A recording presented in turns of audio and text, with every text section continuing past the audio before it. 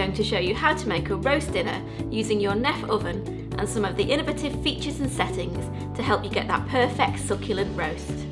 We'll start by preheating the oven to circa roast 170 degrees. Now we need to prepare the roast joint. Today I'm making a roast pork dinner and we've got a lovely tenderloin of pork with a nice thick rind for crackling. All we need to do to prepare this joint of meat is to score the skin and rub on plenty of salt. Now that goes into the oven. Insert the meat probe into the thickest part of the joint. Now we add low steam and set the internal temperature of the probe. That roasts in the oven for about 2 hours. Whilst it's in the oven, we're going to parboil some potatoes and prepare the apple sauce.